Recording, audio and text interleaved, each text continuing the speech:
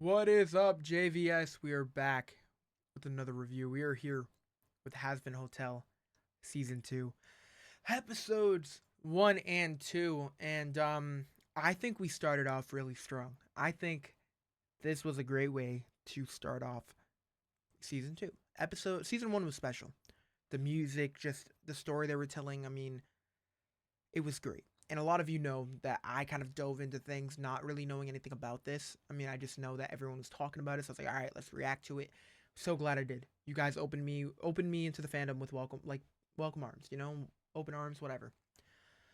And it's just been a blast ever since. Like I'm so excited. I was so excited for every trailer. When I would go to conventions, I would go to any panel that had talk about Has Been. There was just a lot to be excited for.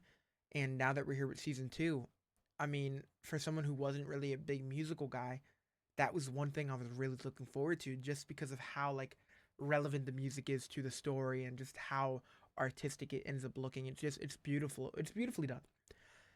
And again, season 2 starts off no differently. Out of majority of the songs, I will say season episode 2 has one of my favorite songs. It's the last song in episode 2. If you guys know the name, please enlighten me, but that one was a highlight for me for some reason. It's definitely a top 5 of the entire show.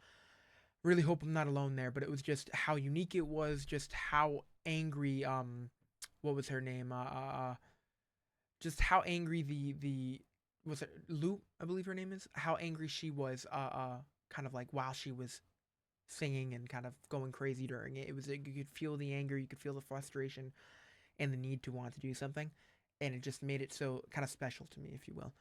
Um, but we have a lot of different moments here, whether it's starting off with Tom Trench and Katie Killjoy kind of explaining what was going on. Kind of, it felt like a little recap at times, but it was just them being like, "Oh, what is Charlie Morningstar's next move going to be?" And they're just speculating kind of where she stands, if like she's trying to like lead the war to heaven, or if she's trying to like do the complete opposite. And it was just really interesting to kind of see how they were kind of spreading the news.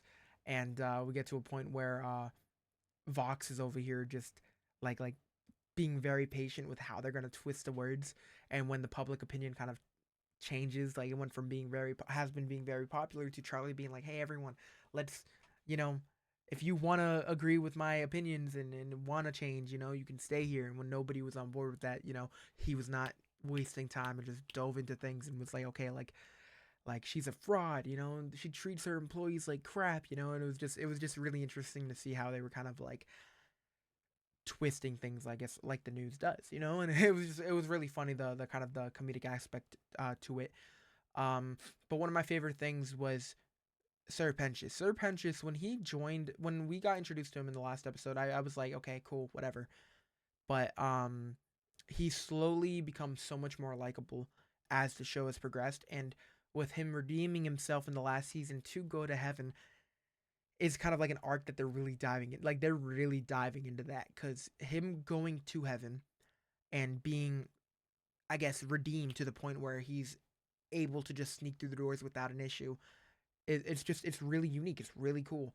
They literally had this guy on trial, and I thought that was a whole like an amazing sequence because on top of having him on trial and just talking about everything that was going on and being like, hey, like he's a fraud. He snuck in here. He clearly snuck in here. He's no better than the animals down there. And it's just hearing how they're all kind of feeling about things. And then some of them are on board with it. Some of them aren't. It was just the various opinions on the whole matter just made it even more engaging. Whereas we had the voice of God, if you will, who was willing to hear him out. And I will say, like I was terrified as her. As soon as she came out, I'm like, okay, like she's so kind. And when characters are that kind, it either means that they're faking it or it's because they're so kind because they know they can because they're powerful enough to shut shit down in case somebody talks to them with some sort of disrespect. So I thought that was kind of the situation. I was waiting for someone to kind of push their luck for them to be for the voice of God to kind of switch and be like say that shit to me again. I was kind of waiting for it, but like just the way she came down, the way they kind of like the way her character design is too. She's massive, so when she was shooting down, you just see like the little trails behind her. I'm like, oh my god, like this is kind of terrifying. But it was really interesting to hear and see kind of Sir Pentius's backstory to London and him witnessing all these murders and just all of that stuff. It was just so interesting to see all of that kind of come around, and it was a highlight. I'm very impressed with what they did with his background, because I went from not really caring about the character to being like, oh my god, this guy is cool, and to see that he's suffering more in heaven than he was in hell is just another hilarious kind of situation. The Egg Boys are characters that were annoying, but they were so much fun to watch.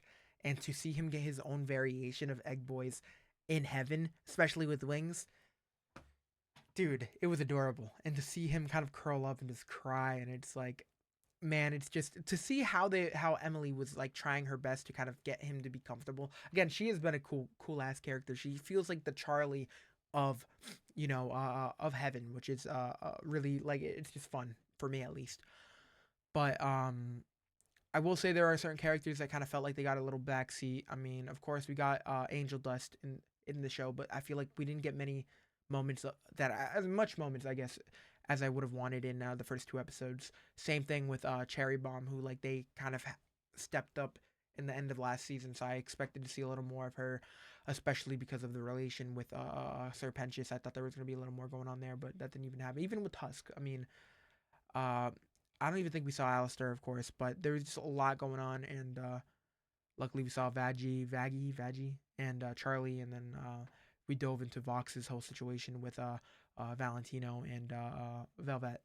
Who Velvet personally has one of my favorite songs in the first season, but they have done a really good job. There's been a few songs, like the first, I think they had like a total of 5 or 6 songs. I want to say 5 songs actually in the first two episodes, and again, it was the last one of episode 2 that really stole the show for me. Like very, very impressive stuff. I was vibing to it. But even the song with God's the speaker and the I forget her name. I want to say it was Ryan, the woman that is like the judge and was like deciding what to do with Penchants. They were the ones who had like a song together, and I'm just like, oh my god, like this is gorgeous. So they did a really good job, I think, with the first two episodes. I don't know where you guys stand. Did you expect more? Again, for someone who probably didn't wait as long as you guys did, of course, we reacted to season 1. If you want to check those out, fantastic. We're reacting to this, so if you want to check those out again, fantastic.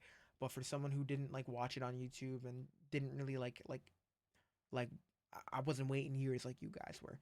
I can understand when you are waiting that long, like how sometimes you expect a little more. So I am very, very curious to hear where you guys stand on your opinions of the first two of this. We're going to be doing reviews every week, 2 episodes. They're dropping them in batches. So we will be doing our reviews for every episode. And I am very interested to kind of hear where you guys stand on these episodes. So make sure you guys are talking to me and explaining how you feel. For now, though, thank you guys for watching. I appreciate it. We're keeping these nice and short due to the fact that the show is a little short. If you guys want longer reviews, just be like, hey, yeah, I would like longer reviews in the comments below, and we will try our best to get that done. But for now, just I appreciate you guys. You guys have been fantastic, and I look forward to covering more Hazbin. On top of reactions on my channel, we plan on doing a lot of shorts and reels and stuff on TikTok. So for the show, because I enjoyed so much. So we want to dive into things. So thank you guys. You guys are fantastic, and make sure you're showing love over here on TeamJVS. We want to provide more reviews for you guys, and we'd appreciate the support. So thank you guys, and peace out.